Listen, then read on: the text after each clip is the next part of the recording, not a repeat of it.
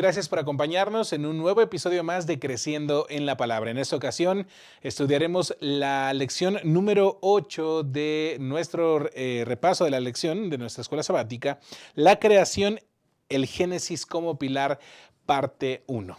Tenemos que entender que los primeros capítulos del Génesis son fundamentales para el resto de las Sagradas Escrituras. Algunos comentaristas mencionan que estos primeros capítulos son la esencia del Evangelio y lo demás puede resultar como un comentario. Vamos a analizar cuáles son las principales doctrinas que podemos encontrar y cómo se revela Dios a través de las Sagradas Escrituras en el Génesis. Vamos a hacer una oración y vamos a comenzar con este estudio. Eterno Dios, te agradecemos por la oportunidad que nos das de encontrarnos en este programa de Creciendo en la Palabra. Gracias por los medios que tú provees para el desarrollo de tu iglesia. Acompáñanos y que sea para tu honra y tu gloria. Quédate con nosotros. En el nombre de Cristo Jesús. Amén. Esta lección estará enmarcada en 3 bloques. El primero, Dios el Creador. El segundo, las 2 instituciones del Génesis. Y el tercer elemento tendrá que ver con la creación, la cruz y la caída. Quédate con nosotros.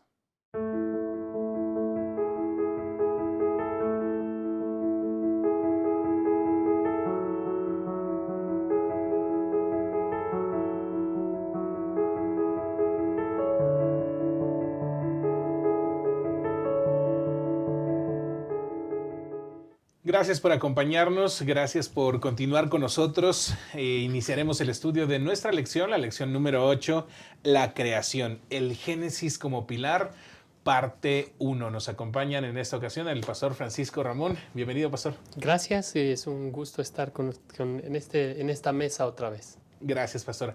Y el pastor David Marván. Pastor, bienvenido. Muchas gracias, estamos contentos de poder participar una vez más aquí con ustedes en esta lección número 8. Esta lección que inicia fuerte porque Génesis es el pilar de las Sagradas Escrituras. El primer versículo implica básicamente centralizar todo lo que creemos en un solo texto. En el principio, dice Génesis capítulo 1, versículo 1, creó Dios los cielos y la tierra. ¿En qué principio, Pastor Francisco? Bueno, en el principio de la historia de este mundo. Lo que nosotros podemos resaltar que la Biblia pone a Dios al principio. De hecho, la traducción como nosotros la vemos en nuestras Biblias pone en el principio Dios, pero en el principio Dios creó. Pero hay otras versiones que ponen ese texto como en el principio creó Dios.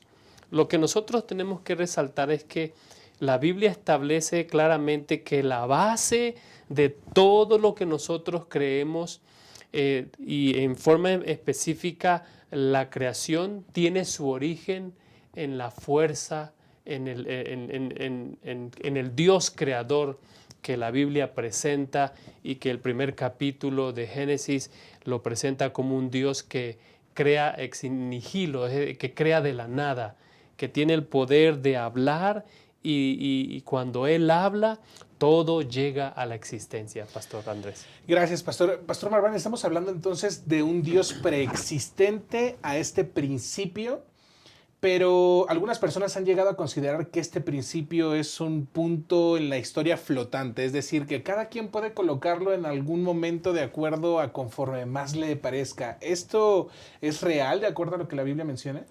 Sí, esa es una pregunta sumamente interesante y comienzo por algo más. Como decíamos hace un momento, precisamente en las lecciones anteriores hemos visto cómo interpretar correctamente las Escrituras.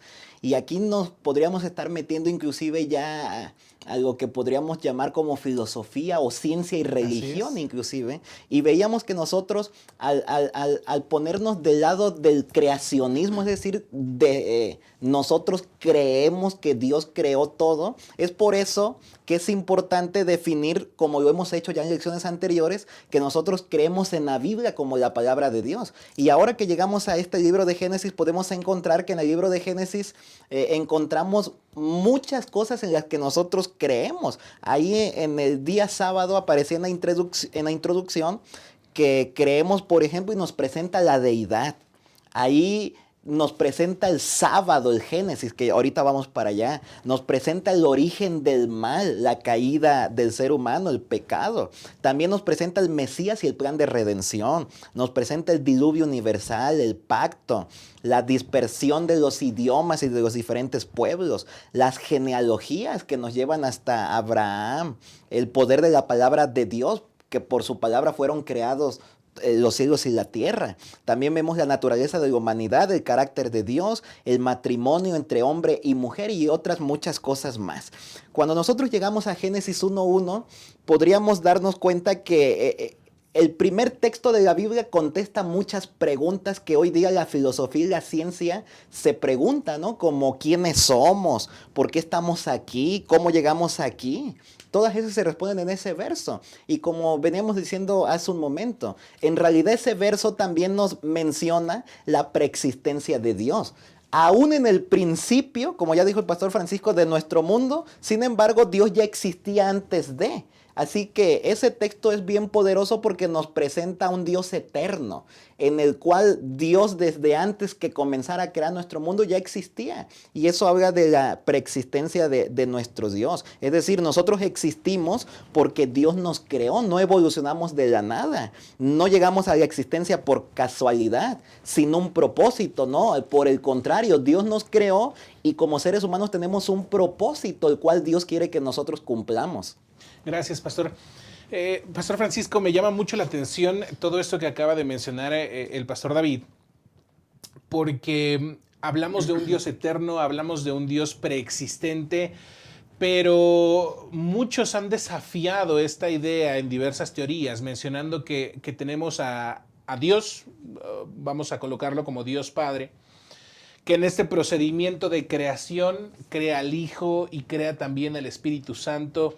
¿Qué evidencias tenemos de quién es el creador aquí en Génesis y por qué esta idea de un Dios Padre creando al Hijo y al Espíritu Santo al inicio de la creación o como parte de la creación no puede ser una base bíblica, no puede tener una base bíblica? Bueno, gracias por esa pregunta, pastor. En realidad, todas estas teorías que hay respecto al origen del mundo, quién creó el mundo, están basados en una creencia y hay creencias, por ejemplo, el evolucionismo o la evolución teísta, que requieren una gran cantidad de fe.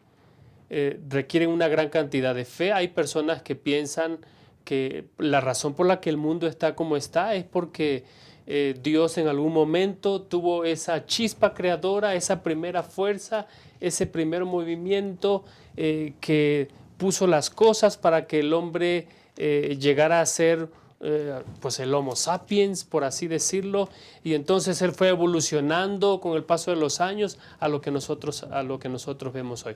Sin embargo, se requiere una cantidad muy grande de fe para creer eso. Y cuando nosotros comparamos, por ejemplo, el creacionismo con el evolucionismo, la Biblia nos dice que Dios todo lo hizo perfecto. En un punto en el tiempo, Dios todo lo hizo perfecto. Y el hombre podía comunicarse con Dios cara a cara. El hombre podía realizar muchas actividades como la de ponerle nombre a los animales y todo lo demás. Entonces, pero la Biblia registra que hay un punto en la historia donde esa perfección se deja y empieza una línea de declive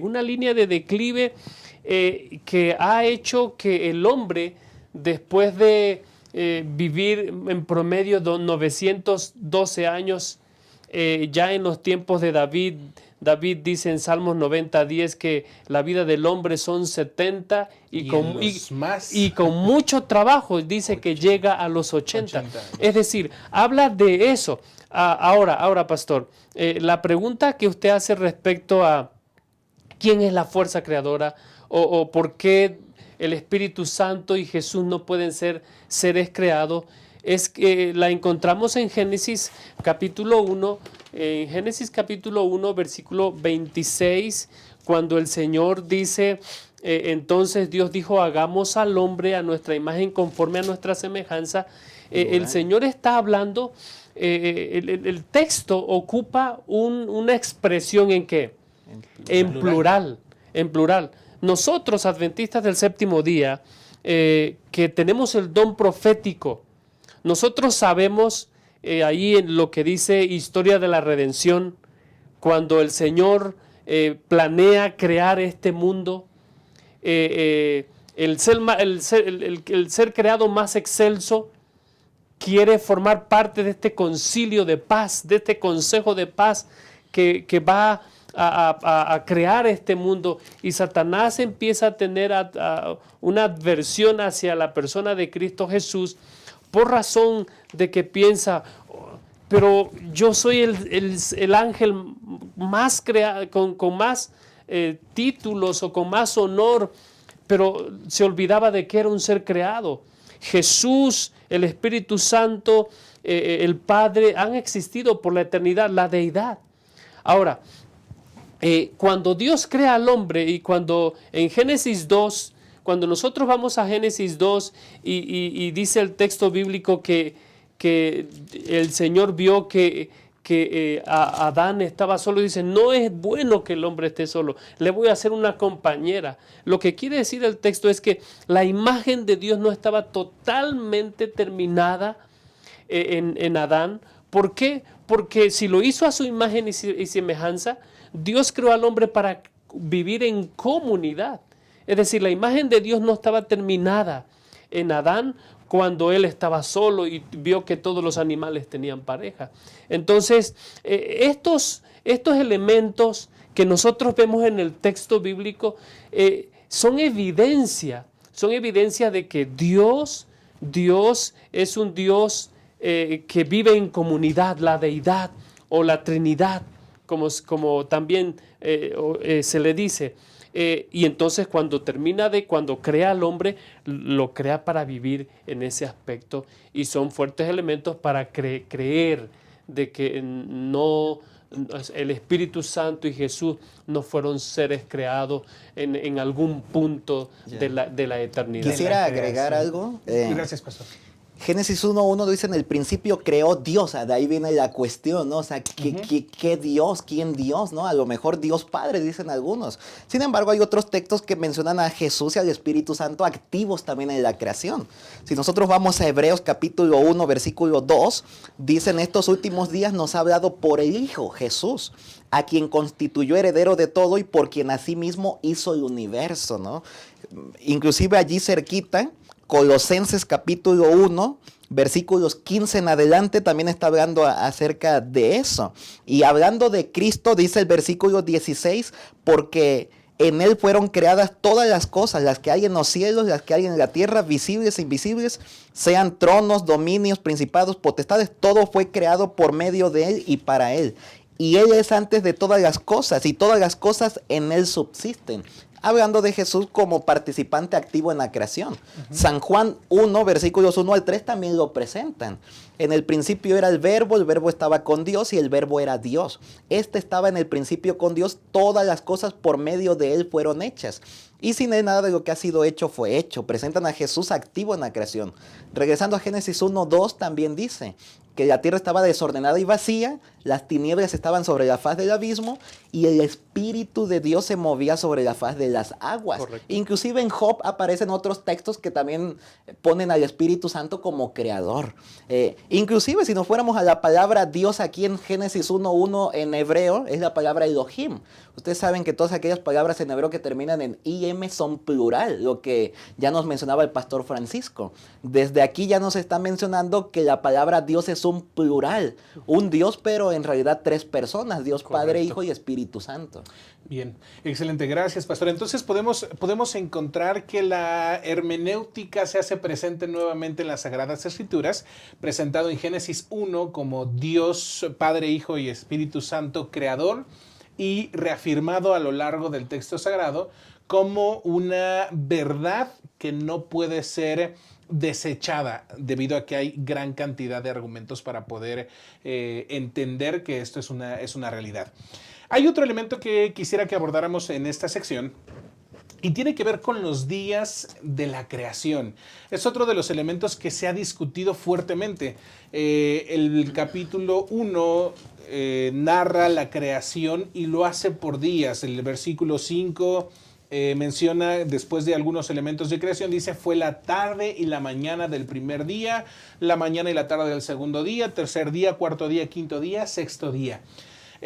Pastor David, ¿estos días son literales? ¿Estos días abarcan un periodo de tiempo quizá más amplio? Algunos científicos que hablan acerca de la evolución teísta mencionan que sí, es cierto, Dios creó, pero creó con una especie de chispa, de llamarada, y que esta evolución tardó N cantidad de años.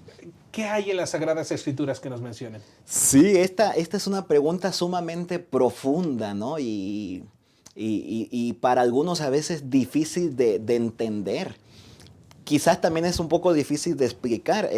Y quisiera comenzar quizás mencionando que hay diferentes grupos religiosos que lo creen así. Es más, hay grupos que piensan que Dios creó en miles de años, ¿no? Y algunos inclusive dicen que estos días tardaron miles de años. Es muy posible que esta interpretación haya sido filtrada también a través de la ciencia, hablando de la geología. Por ejemplo, si nosotros revisamos la historia, podemos darnos cuenta que antes del año 1700, la mayoría del pensamiento crítico de los científicos era que creían en Dios como creador. La minoría comenzaba a pensar de forma diferente. De hecho, los que pensaban de forma diferente entre los geólogos, ninguno antes del año 1700 había dado una prueba muy coherente, una teoría coherente del surgimiento de nuestro mundo. Fue por allá, más adelante, que llegaron algunos personajes como James Hutton, que escribió un libro llamado Teoría de la Tierra en 1795.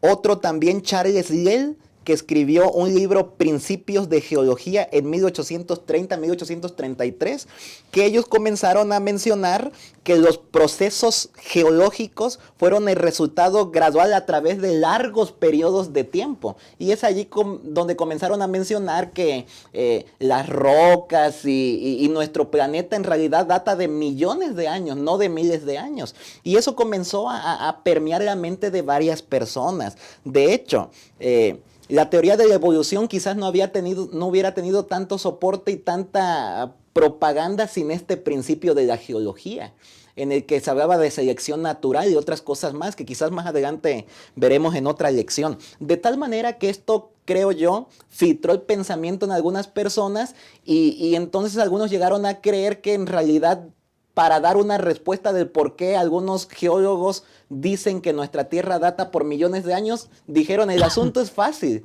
vamos a decir que Dios creó en miles de años.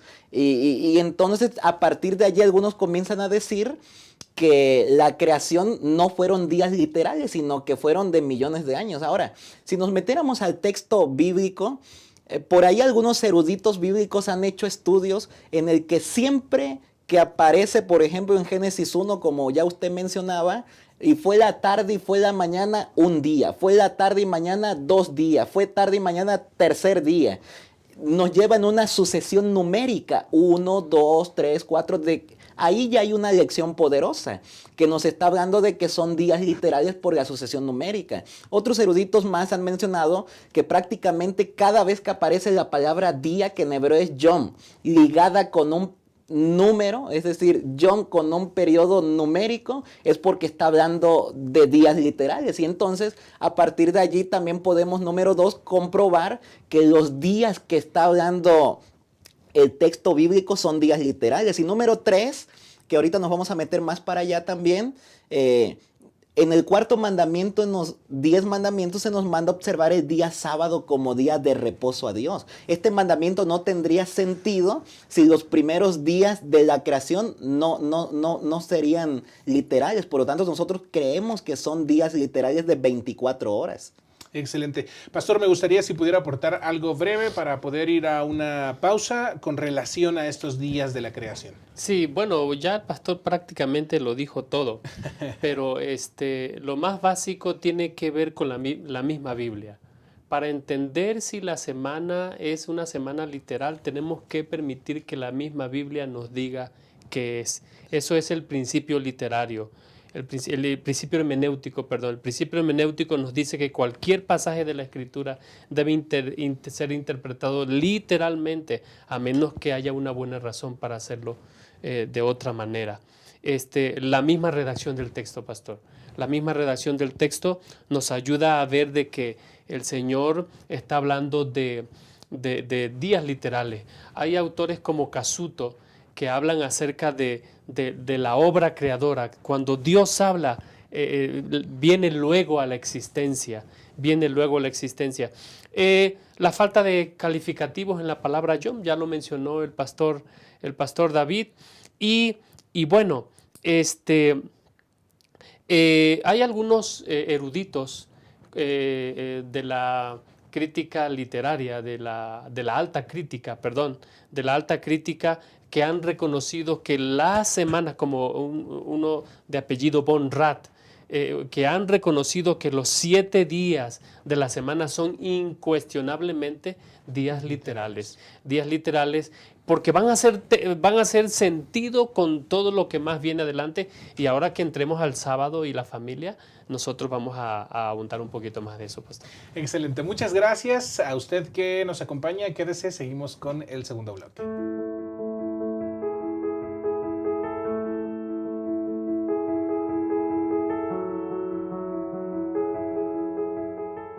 Bien, gracias por acompañarnos en este segundo bloque, pastores. Vamos a hablar de las 2 instituciones que Dios dejó para los hombres en el Génesis. 2 establecimientos inamovibles por el mismo carácter y la forma en la que Dios otorgó estos 2 elementos. El primero lo vamos a encontrar en Génesis capítulo 2, versículos 1 al 3, dice lo siguiente: fueron pues acabados los cielos, la tierra y todo lo que hay en ellos.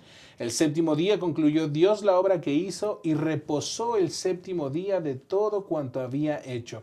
Entonces bendijo Dios el séptimo día, lo santificó, porque en él reposó de toda la obra que había hecho en la creación. Y aquí salta la primera duda que la he escuchado en diversas ocasiones. Según la redacción que nosotros acabamos de leer, menciona que Dios terminó su trabajo el séptimo día, no el sexto en la noche. Es decir, si pudiéramos colocarle ya los nombres, no el viernes, sino el sábado terminó la creación. Dios estuvo entonces trabajando en sábado. Y es una idea que de pronto salta, nos estamos adelantando un poquito, en el entendido que el sábado es el día de descanso instituido por Dios, pero hay algunos que llegan a cuestionar qué tan importante puede llegar a ser el sábado desde el punto de vista en la forma en la que está redactado, Pastor Francisco. Sí, es importante reconocer de que la Biblia ocupa este lenguaje o esta redacción para hacer énfasis en que el Señor está terminando su obra creadora, es decir, está concluyendo el ciclo de 7 días. Hay muchas maneras, miren, por ejemplo, nosotros ¿cómo entendemos qué es un año? El año es el tiempo en que la Tierra tarda en darle vuelta al Sol. ¿Cómo entendemos el mes? Fíjense, el año y el mes nosotros los entendemos astronómicamente, pero ¿dónde buscamos el ciclo de una semana? No hay otra manera que en la creación. Entonces, cuando el Señor termina de crear al hombre, cuando el Señor lo termina de crear, hay algo que me gustaría resaltar. Dios no crea al hombre para que Él le sirva. Ya lo vamos a ver en una lección posterior. Dios no crea al hombre para que Él le sirva. Dios crea al hombre y el primer espacio de tiempo que el hombre va a disfrutar es un espacio de 24 horas en presencia de su creador. Y entonces cuando el Señor termina de crear, crea al hombre para que esté con él. Ahora, en relación al sábado, querido pastor, el sábado es una señal ¿de qué? Es una señal de relación. Creador-criatura. Número 1, es una señal de presencia. Dios está presente. Es decir, Dios, precisamente la lección, la misma Biblia se asegura de que nosotros no vayamos a adoptar ninguna de esas ideas, pastores, que hablan de un Dios lejano, de un Dios de la evolución teísta, que creó y que abandonó. No, Dios es un Dios cercano. ¿Y cómo nos lo recuerda? Cada sábado. Cada sábado. Dios es un Dios de amor, un Dios que pasa tiempo con sus criaturas. Dios es un Dios que se revela. ¿Y en qué día Él decide revelarse? Él decide estar con sus hijos. En el día sábado, querido pastor. Gracias, pastor. Pastor David, entendemos que hay 3 acciones que realizó Dios con el sábado. ¿Sí? Génesis 2 menciona que cuando concluye esta obra, lo reposa, lo santifica y lo bendice. ¿Sí? Entonces, si es tan importante, ¿por qué muchas personas hoy en día creen que el sábado no es necesario? ¿Qué trascendencia podemos encontrar en la Biblia con relación a esto? Sin duda alguna, nosotros hoy día en la sociedad secular hemos visto cómo el sábado está siendo fuertemente atacado. Lo podemos ver desde los mismos trabajos, cómo en los trabajos se exige que se trabaje prácticamente de lunes a sábado y el domingo como día de descanso. Lo podemos ver inclusive en algunos calendarios, cómo algunos calendarios ya han sido modificados y comienzan de lunes y terminan en domingo como séptimo día. Lo podemos ver inclusive en las escuelas, ¿no? Cómo ya en algunas de ellas toman exámenes, talleres, inclusive hasta clases ya el día sábado. Así que sin duda alguna en la creación que se nos habla de este día especial, como mencionaba el pastor Francisco, para estar con Dios, en el que Dios se encuentra con su pueblo, es decir, nosotros los seres humanos. Ahora la sociedad lo ha atacado tanto que han desvirtuado el día y algunos piensan es que no es tanto el día, sino cualquier día nosotros podemos adorar a Dios. Sin embargo, si nosotros vamos a los registros de Génesis 2 que se acaban de leer, podemos darnos cuenta que Dios únicamente a este periodo de tiempo, a este día, fue al que le hizo esas 3 situaciones. 3 distinciones. Distinciones, sí. Y podríamos mencionar, por ejemplo, que en estos 2 capítulos de Génesis se nos menciona que Dios bendijo a los animales, por ejemplo, Génesis 1:22. También Dios bendijo a Adán y a Eva, Génesis 1:28.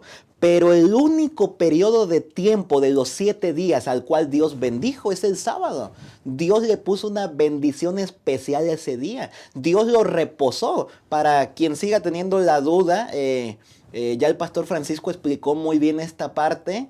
Sin embargo, algunos, como ustedes mencionan que como Dios trabajó hasta el sábado, nosotros también podemos trabajar. Hay que darnos cuenta y creer que Dios creaba por la palabra de su boca, con su poder, ¿no? Sí. Y cuando hablaba llegaba a la existencia inmediatamente. No es que estuvo trabajando todo el día. Si a lo mejor pudiéramos decir algo, creó el día y fue lo único que hizo en el sábado. Pero después lo reposó, no se fatigó, no se cansó, no perdió tanto tiempo porque fue inmediatamente. Y entonces Dios apartó ese día y lo reposó también, no porque necesitara hacerlo, no porque estaba cansado, sino para darnos un ejemplo, para que así como Él lo hizo, nosotros lo hagamos también. Y número 3, la tercera distinción es que lo santificó. Es decir, este tiempo, porque Dios puede santificar lugares, Dios puede santificar personas, pero esta verdad es poderosa porque Dios santificó un tiempo. Y este tiempo que santificó es el séptimo día. Donde quiera que nosotros estemos en el séptimo día es un día santo, de un tiempo santo. Y qué mejor que estuviéramos en un lugar donde estemos adorando a Dios en ese día. Excelente. Entonces podemos encontrar que lo que Dios escribió, o más bien lo que Dios mencionó en Génesis capítulo 2, versículos 1 al 3, lo vuelve a recalcar en Éxodo capítulo 20, cuando él mismo escribe estos mandamientos. Y tengo una pregunta que me van a decir solamente sí o no, es: ¿vamos a guardar el sábado en el cielo? Sí, claro. Claro que Excelente, sí. muy bien. Con eso vamos a terminar esta pequeña parte. Y la segunda institución que Dios da a los seres humanos es el matrimonio. Génesis capítulo 1, versículo 26. Entonces Dios dijo: hagamos al hombre a nuestra imagen, conforme a nuestra semejanza, y tenga potestad sobre los peces del mar, las aves de los cielos, las bestias, sobre toda la tierra, sobre todo animal que se arrastra sobre toda la tierra. Versículo 27, Dios creó al hombre a su imagen, a imagen de Dios los creó, varón y hembra los creó. Así que Dios les dijo también en el versículo 28, fructificad, multiplicaos, llenad la tierra y sojuzgadla. Estos elementos que Dios nos da junto con lo que encontramos en el capítulo 2, versículo 20, digamos, o del 18 en adelante, cuando les menciona que al Espíritu Santo y a Jesús no es bueno que el hombre esté solo, hay que darle una ayuda idónea. Y entonces cae en sueño Adán, de su costilla sale esta mujer, Claro, Eva, claro. que es llamada varona. Y en el verso 23, Adán dijo: esta sí que es hueso de mis huesos, carne de mi carne, será llamada mujer o varona, porque del hombre o del varón fue tomada. Y luego viene entonces una declaración en el versículo 24, que es donde quiero que nos centremos. Dice: por tanto, dejará el hombre a su padre y a su madre, se unirá a su mujer y serán una sola carne. Así que esta segunda institución es el matrimonio. Dejará el hombre a su padre y a su madre, se unirá a su mujer y serán una sola carne. Nos encontramos en un momento donde esta institución ha sido fuertemente atacada, fuertemente cuestionada. ¿Qué podemos encontrar en el Génesis, Pastor David, para poder defender esta idea? Sin duda alguna, los dos primeros capítulos de Génesis son sumamente importantes en la cuestión del matrimonio, porque nos presenta algunas verdades bien importantes. Por ejemplo, la verdad más importante aquí es que es un matrimonio entre un hombre y una mujer. Hoy día la sociedad ha atacado de tal manera esta institución que algunos gobiernos, algunas naciones han cambiado leyes ya para que algunas personas del mismo sexo, por ejemplo, puedan casarse. Aquí, algunos de los versículos que se leyeran hace un momento, se nos menciona que Dios los creó entre varios propósitos. Uno de ellos era para que se multipliquen y llenen la tierra. Y esto únicamente puede ser posible si es un matrimonio entre hombre y mujer. Número 2, también aquí encontramos que en realidad estas personas están casadas ante la ley, ¿no?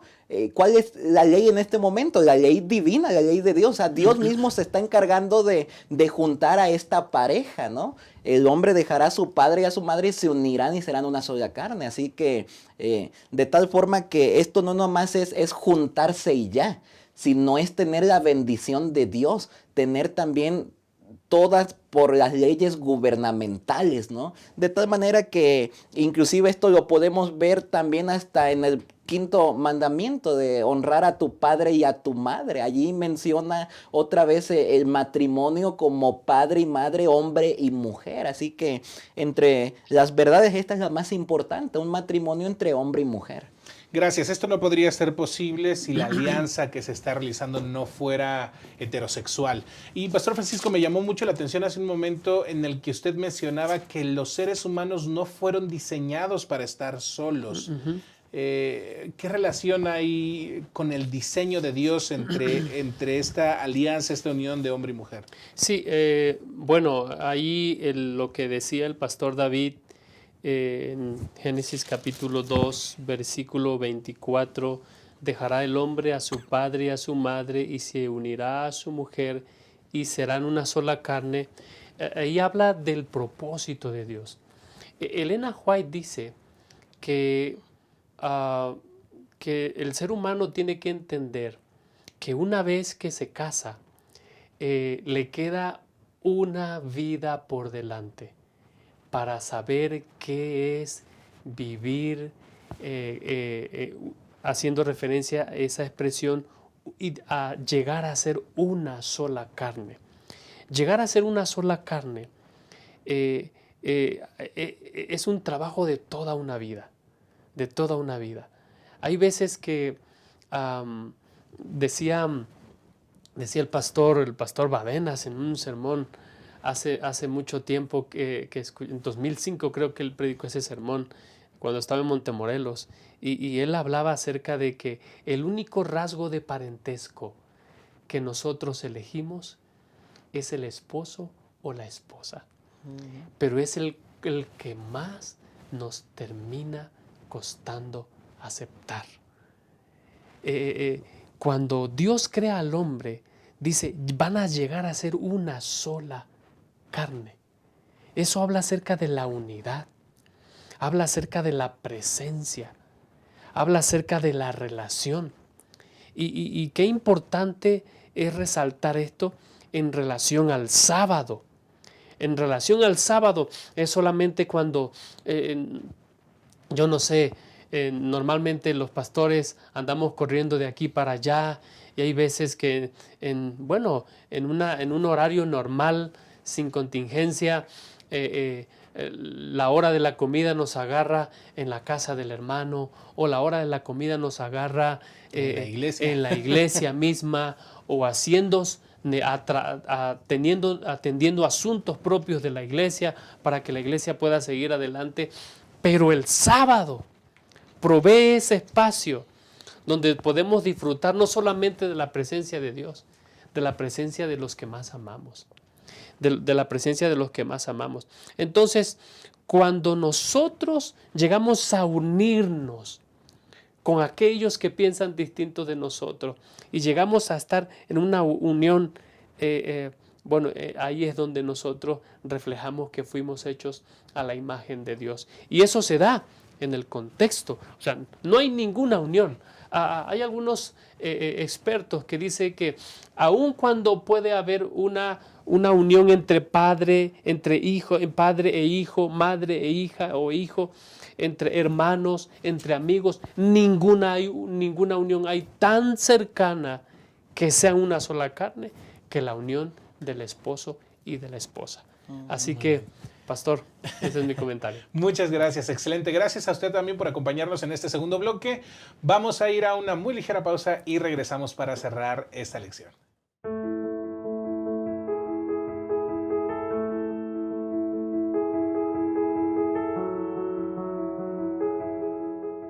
Gracias por continuar con nosotros. Vamos a entrar a la última parte de este estudio que tiene que ver con la creación, la caída y la cruz. Voy a lanzar la pregunta muy rápida, Pastor David.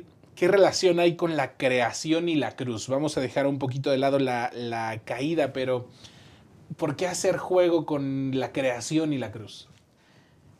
Primeramente, mencionar que si nosotros no creemos en la creación, de nada nos sirve la cruz. Okay. Es decir, si nosotros tenemos un pensamiento pues darwiniano, ¿no? Darwinista, creemos en evolución o cualquier otra teoría que deje afuera el creacionismo. Por ejemplo, hay algunos sectores, inclusive religiosos, que han mencionado que los primeros 11 capítulos de la Biblia son una fábula. Si ellos son una fábula, entonces lo que tiene que ver como Dios creador está fuera de tono, lo que tiene que ver con la caída que ya vamos a ver está fuera de tono, lo que tiene que ver con el origen del pecado está fuera de tono y con la promesa del Mesías que nos lleva a la cruz. Así que entonces nosotros tenemos que dar por sentado que creemos en la creación. Por cuanto nosotros creemos en la creación y sabemos que hubo una caída, nosotros vamos a entender más plenamente el lugar de Jesús en la cruz. La cruz y la creación están relacionadas. ¿Por qué? Porque cuando Dios creó nuestro mundo, lo creó en forma perfecta. Este tuvo un cambio.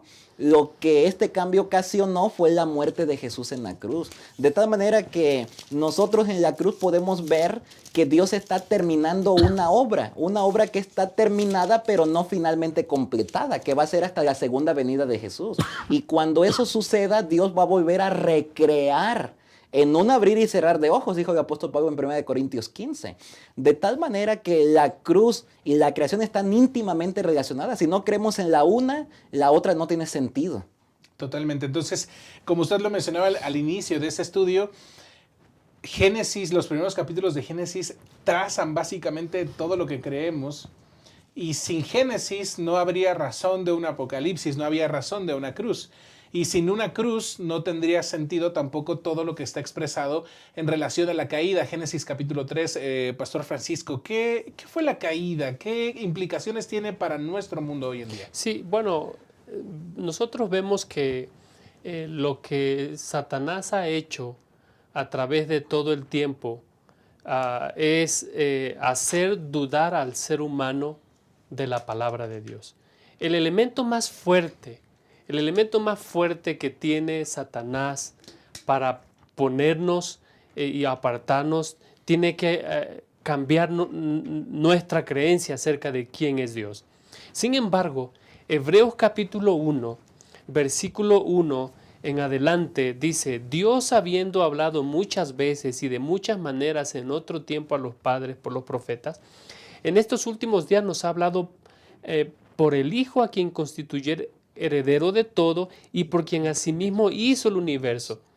Él, que es resplandor de su gloria, la imagen misma de su sustancia, y quien sustenta todas las cosas con la palabra de su poder, habiendo efectuado la purificación de nuestros pecados por medio de sí mismo, se sentó a la diestra de la majestad, a las alturas, hecho un tanto superior a los ángeles, por cuanto heredó un más excelente nombre que ellos. ¿Qué quiero resaltar de este texto? El apóstol, el escritor de Hebreos, lo que hace es que presenta a Dios, al Hijo, como el creador en la creación.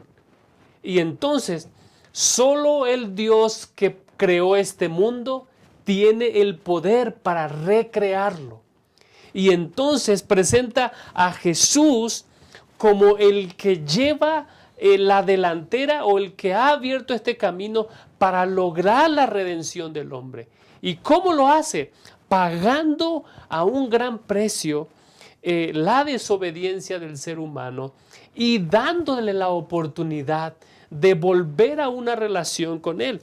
Y dice el texto bíblico, en la última parte del versículo 3, dice: habiendo efectuado la purificación de nuestros pecados, ya lo decía el pastor David, a través de su sacrificio, se sentó a la diestra de la majestad en las alturas. Es decir, Jesús ahorita está terminando la obra de redención, esta obra donde no tiene que ver, Dios va a cambiar, Dios va a hacer nuevo este mundo, lo va a hacer, Apocalipsis así lo dice, pero la parte más difícil tiene que ver con convencerte a ti y a mí, una vez, por toda la eternidad, porque eso es lo que va a ocurrir. Ya sea que nosotros aceptemos el relato bíblico o no, lo que nosotros creamos respecto del relato bíblico va a tener trascendencia eterna. Entonces el apóstol Pablo, escribiendo en Efesios, dice en el versículo 4, dice: según nos escogió en Él antes de la fundación del mundo, para que fuéramos santos y sin mancha delante de Él. Por su amor, dice, nos predestinó para ser adoptados hijos suyos por medio de Jesucristo, según el puro afecto de su voluntad. Es decir, Jesús, cuando Adán y Eva dudan de la palabra del Señor, Y entonces viene la caída, entonces se le da la promesa, el protoevangelio, el hijo de la simiente de la mujer. Es la que va a venir. Jesús ha venido, nos ha escogido, nos ha dado la oportunidad de vivir en un cielo nuevo y una tierra nueva. Pero eso solamente es posible cuando nosotros estamos dispuestos a aceptar la creación como una obra exclusiva de Dios y la redención como una obra exclusiva de Dios para la restauración de todas las cosas, pastor. Estamos hablando entonces que son al menos 4 elementos: la creación, la caída, la cruz y la redención. Ese sería el resumen de la obra perfecta de Cristo Jesús. Pastor David, sus conclusiones en breves palabras. Las conclusiones son que nosotros como adventistas de séptimo día tenemos que creer en un evangelio que está basado en el creacionismo. Si nosotros no creemos en el creacionismo, en vano creemos todo lo demás. Si nosotros creemos en estas partes de Génesis como literales, entonces nos va a ayudar a interpretar la Biblia en forma correcta, y así es como lo tenemos que ver. Excelente, gracias, pastor. Pastor Francisco. Bueno, tan pronto los 10 mandamientos terminan esa sección que tiene que ver con Dios, el primer mandamiento que inicia la sección en nuestra relación con nuestros seres queridos, inicia con la familia: honra a tu padre y a tu madre. Yo creo que hay una gran responsabilidad de parte de nosotros como padres y madres de ser ejemplos de padres temerosos de Dios, que creen en la Biblia y que viven de acuerdo a su palabra y que esperan, según la Biblia, cielos nuevos y tierra nueva donde mora la justicia. Amén. Gracias, pastores, por acompañarnos. Gracias a usted también por hacer lo propio, por acompañarnos. Nos vemos en una próxima lección, en un próximo programa de Creciendo en la Palabra.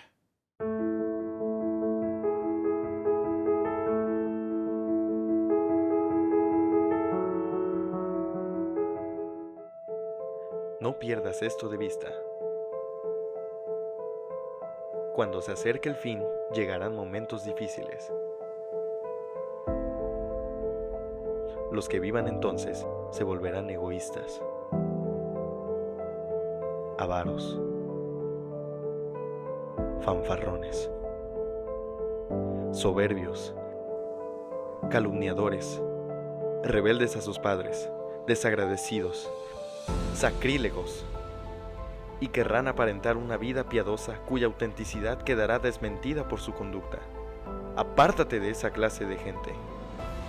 Pero el Señor dice: rescataré a los que me aman, protegeré a los que confían en mi nombre, los recompensaré con una larga vida y les daré mi salvación. Maranata, el Señor viene.